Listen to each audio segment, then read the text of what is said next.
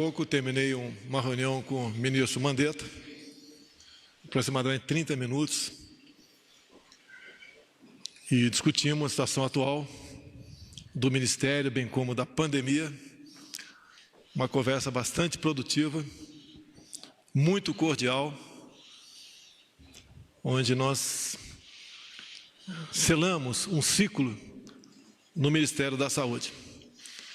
Ele se prontificou, como era esperado da minha parte, participar de uma transição a mais tranquila possível, com maior riqueza de detalhes que se possa oferecer, e em comum acordo, mas o termo técnico não é esse,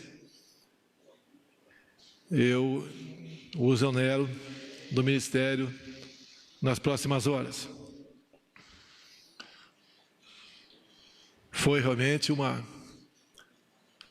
um divórcio consensual, porque acima de mim, como presidente, e dele como ainda ministro, está a saúde do povo brasileiro.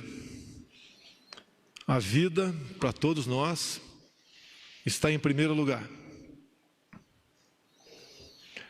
A questão do coronavírus se abate sobre todo o mundo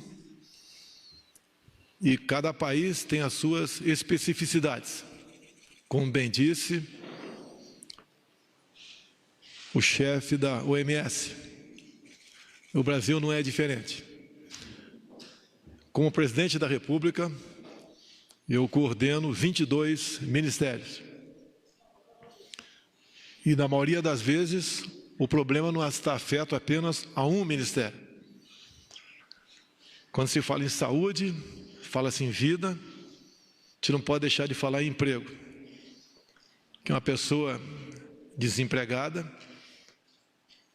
ela estará mais propensa a sofrer problemas de saúde do que uma outra empregada.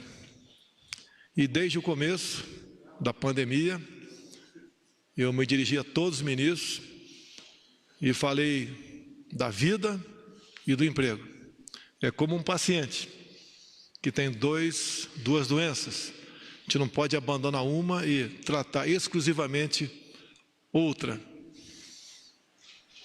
Porque no final da linha, esse paciente pode perder a vida. Sabemos das interpretações que fazem a respeito daquilo que se fala. A interpretação depende da linha editorial ou daquele repórter. Sempre falamos em vida e emprego. Nunca emprego e economia de forma isolada, nunca. Desde o começo, eu busquei levar uma mensagem de tranquilidade. O clima quase de terror se instalou no meio da sociedade. Isso não é bom, porque uma pessoa que vive sob tensão, num clima de histeria, é uma pessoa que está propensa a adquirir novas doenças ou agravar aquelas que ela já tem. Entendemos perfeitamente a gravidade da situação. Gostaríamos que ninguém perdesse a vida, não só por essa, não é por causa nenhuma, que a vida, quando chega ao seu final, a morte toca a todos nós. Eu tenho uma mãe com 93 anos de idade, está bastante idosa, com algumas comorbidades. E espero que ela viva por muito tempo. Ao longo desse tempo, é direito do ainda ministro defender o seu ponto de vista como médico. E a questão de entender também a questão do emprego não foi da forma que eu achava, como chefe do Executivo, que deveria ser tratado.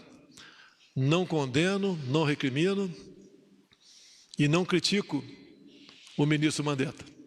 Ele fez aquilo que, como médico, ele achava que devia fazer. Ao longo desse tempo,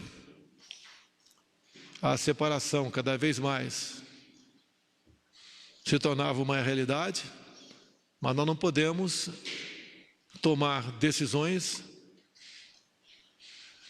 de forma que o trabalho feito por ele até o momento fosse perdido. O que eu conversei ao longo desse tempo com o oncologista Dr. Nelson, ao meu lado, foi fazer com que ele entendesse a situação como um todo, sem abandonar, obviamente, o principal interesse, a manutenção da vida, mas sem esquecer que ao lado disso tínhamos outros problemas. Esse outro é a questão do desemprego, que cada vez mais nós vemos que são claros no nosso país. Junto com o vírus veio uma verdadeira máquina de moer empregos. As pessoas mais humildes começaram a sentir primeiro o problema. Estas não podem ficar em casa por muito tempo. Então não é aquilo que a gente gostaria de fazer, é aquilo que pode ser feito. Nós não poderemos prejudicar os mais necessitados. Eles não têm como ficar em casa por muito tempo sem buscar seu alimento. E os primeiros que sofreram com isso foram os informais, na ordem de 38 milhões no Brasil. Os empregos com carteira assinada, estamos vendo também, como temos conversado com toda a sociedade, cada vez mais estão sendo destruídos. Se chegar a um nível tal, o que nós não queremos é que a volta da normalidade, além de poder demorar muito, outros problemas aparecerão. Nós nos preocupamos para que essa volta à normalidade chegue o mais breve possível. Então, antes mesmo de outras providências, nós tomamos várias medidas. Entre elas, uma das mais importantes é o auxílio emergencial para exatamente os informais e assemelhados. Então, o governo não abandonou, em momento nenhum, os mais necessitados. E o que eu conversei com o Dr. Nelson é que, gradativamente, nós temos que abrir o emprego no Brasil. Essa grande massa de humildes não tem como ficar preso dentro de casa. E o que é pior, quando voltar, não ter emprego. E o governo não tem como manter esse auxílio emergencial ou outras ações por muito tempo. Já se gastou aproximadamente 600 bilhões de reais. E podemos chegar a 1 trilhão. Sei e repito que a vida não tem preço, mas a economia, o emprego tem que voltar à normalidade. Não o mais rápido possível, conversado com o Dr. Nelson. Mas ele tem que começar a ser flexibilizado, para que exatamente não venhamos a sofrer mais com isso. Nós todos, Poder Executivo, Poder Legislativo, decisões do Judiciário, tem que ser essas decisões com muita prudência. O governo não é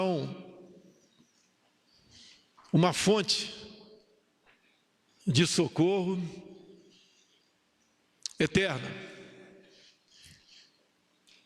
Em nenhum momento eu fui consultado sobre medidas adotadas por grande parte dos governadores e prefeitos. tenho certeza que eles sabiam o que estavam fazendo. O preço vai ser alto. Tinham que fazer alguma coisa? Tinham.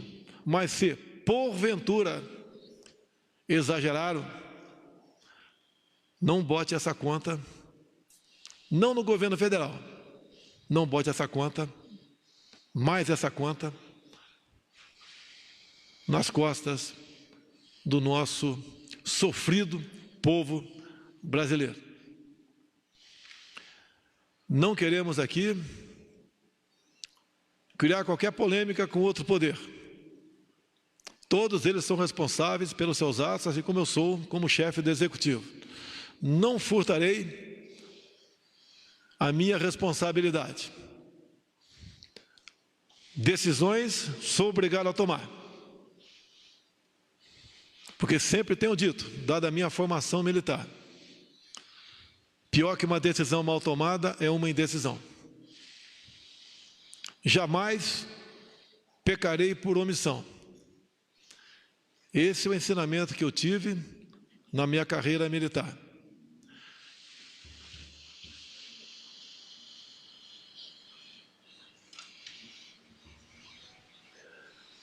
Essa será a minha linha de atuação.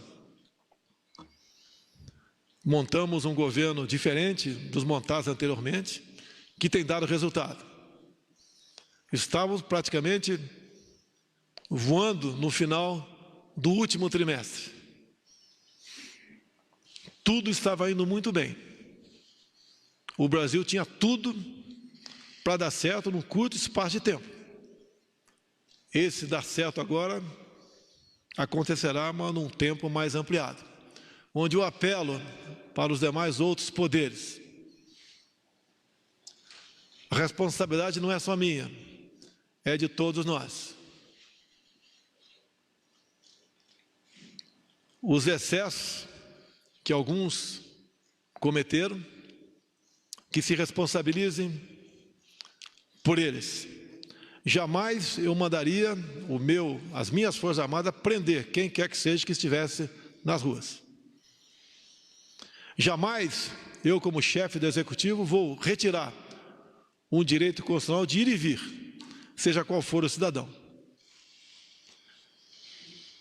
Devemos tomar medidas, sim, para evitar